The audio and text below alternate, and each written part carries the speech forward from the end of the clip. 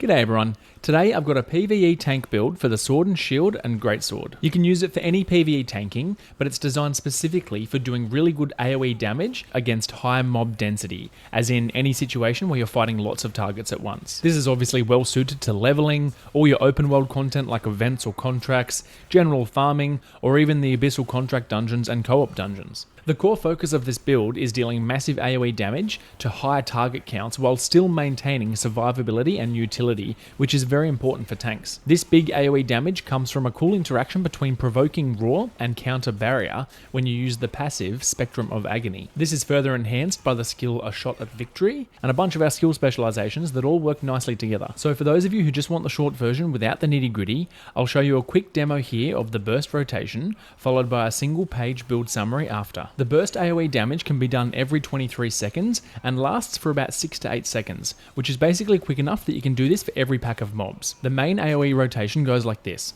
Start with Da Vinci's Courage for an attack speed buff, then in quick succession, use A Shot at Victory, which gives us 8 seconds of 30% sword skill damage boost, then Provoking Roar, being mindful to hit as many enemies as possible, it's only a small area, then Counter Barrier.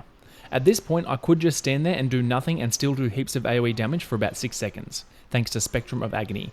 But of course, now you just want to spam your Valiant Brawl into Piercing Strike, double Annihilating Slash into a Nothing Piercing Strike if it's back up, which it probably is, or double Witty Strike for some awesome AoE damage. You can use Piercing Strike or Valiant Brawl as needed to grab initial threat as you're moving around, and Controlling Rake or Strategic Rush in the process of setting enemies up into one little spot before you actually execute the main AoE rotation. The core of this rotation being A Shot at Victory, Provoking Roar and Counter Barrier all share the same cooldown of about 23 seconds, so they stay synced and you can use them together every single time. So that's the quick demonstration. Here's the single page build summary. I know it's annoying to cut around and build videos for different parts of the build to put them all together, so I've just condensed it all here in one page that you can pause or screenshot if you wanted to copy it. Now let's take a more detailed look at how and why the build works, as well as just some of my commentary on the passives and skills. First, let's take a closer look at exactly how the interaction between Provoking Roar, Spectrum of Agony, and Counter Barrier works. Provoking Roar by itself is simply just an AoE taunt, but when we take the Spectrum of Agony passive, when we attack a target with Provoking Roar,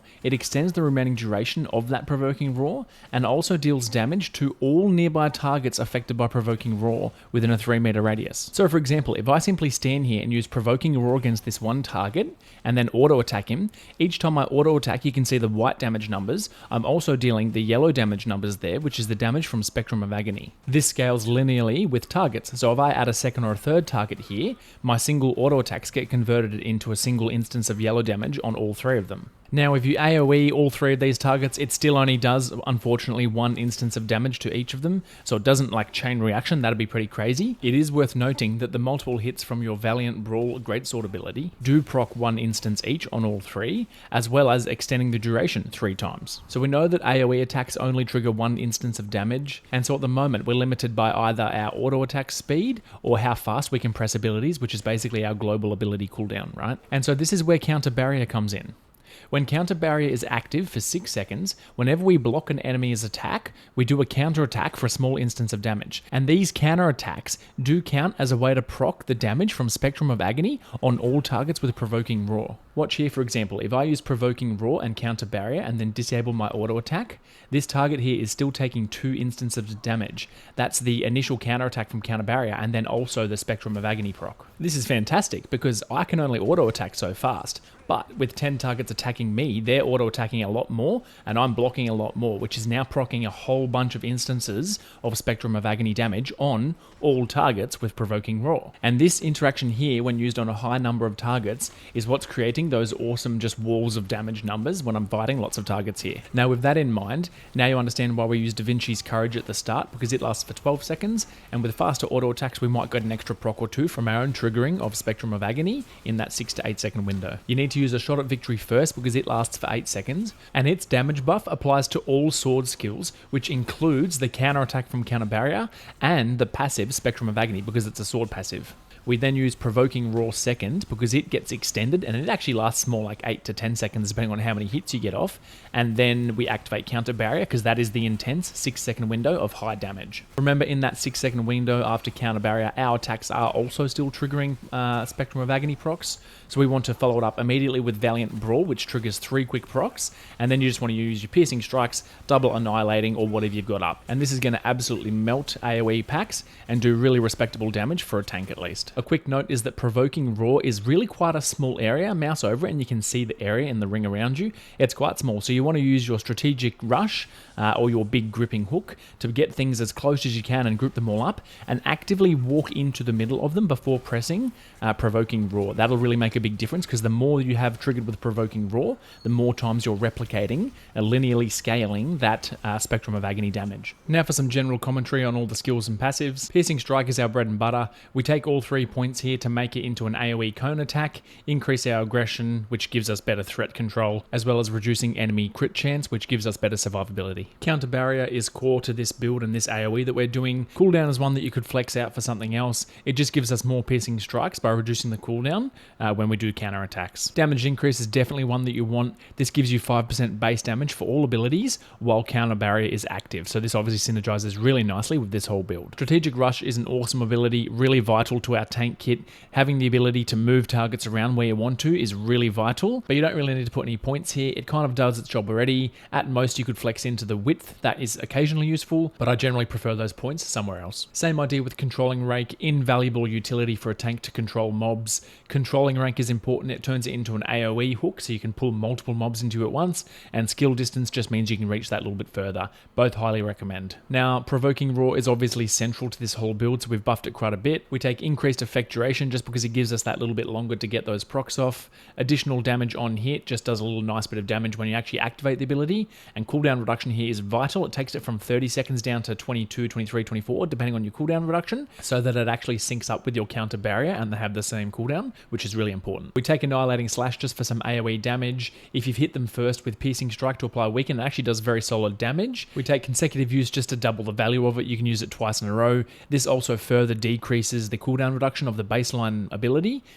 just by using it the second time, which is really nice. And the radius increase is really vital because without it, it's actually quite small. It pretty much only hits people directly in melee range of you, whereas this now will hit pretty much the whole pack. Witty Strike is a pretty lackluster ability. If you just take it by itself, it does basically no damage and it's kind of useless, but these 2 specializations make it really worth it.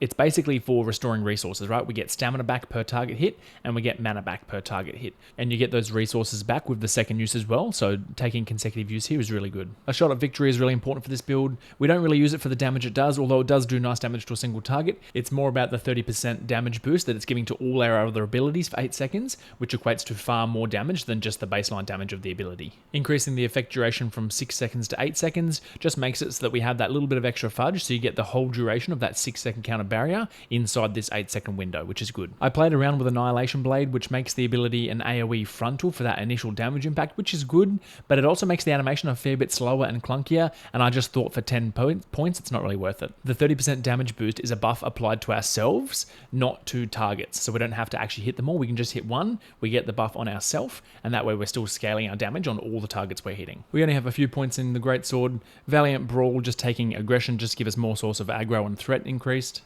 Death Blow, we're just going to reduce the cooldown. I don't really like the charging, but you could flex points into that if you wanted for more damage. Stunning Blow is super valuable utility, similar to Strategic Rush. It kind of does its job. We don't need to buff it with anything, but having a point-and-click stun is invaluable, especially for a tank. For Da Vinci's Courage, we simply increase the duration from 12 seconds to 15 seconds, and we take the healing for a little bit of survivability, and keep in mind this also heals the party, not just us. In terms of our passives, we take Robust Combustion for max health and health regen. That's a no-brainer for a tank, definitely take that.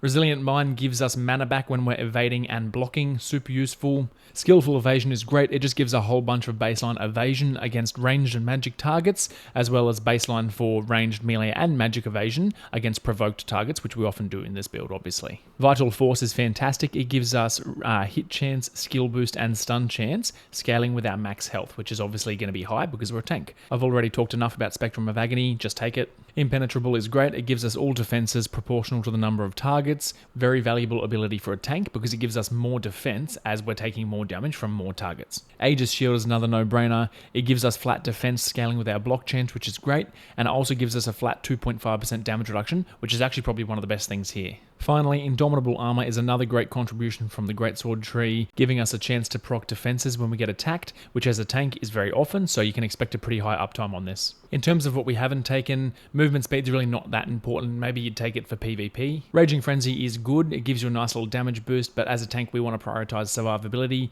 If you want it to be more offensive, you could swap this out for one of the defensive ones. Now, I see Victor's morale in all these builds online and I don't understand. It is complete poo-poo, change my mind. Like, 9 health, and I've looked it up, it scales to about 17 health or something like that, and a little more mana, but even then we're talking 0.1% of my health, and that's only now with green and blue armor at 11,000 health. Like, really lackluster, I think. The mana's okay, I guess, but like we don't have that much mana issues anyway, thanks to some of the other passives. AoE abilities don't even proc it multiple times, it's literally just 9 health per ability use, which is just complete poo. The value you're getting out of the defenses in terms of damage reduction would be far, far, far outweighing the health that you're going to be getting back from this. Cold Warrior is the same as Raging Frenzy, great for damage, you could swap this out if you want it to be more offensive. Morale boost is pretty niche, you don't really need the cooldown reduction, and you're not colliding things that often anyway, so yeah, whatever. And Jared's Patience, if you're getting stunned in PvE, you're probably stuffing up. This is probably much better for PvP. I won't talk much about Masteries. I don't expect anyone will have many Mastery points at this stage of the game anyway, and it's not like there's much of a choice going on. You're basically just putting passive stats in, right? The top row of the Shield and Sword is good because it gives you a bunch of defenses, obviously, and increases your block chance, which is really good, because with higher block, we get a little more counterattack damage out, which is nice. I'm taking the defensive row on the Greatsword as well, but you could very easily swap this out for the bottom row for just a little more offensive damage. Alright, that's it everybody. This build has evolved as I've leveled. I've used the sword and greatsword the whole way through so far, and I'm really enjoying it, and this build is my favourite so far. Really, really loving the AoE damage that you can do, just melting down big packs of enemies. If you like the guide, please like, comment or subscribe, it helps me out a whole bunch. Thanks for listening everyone, cheers.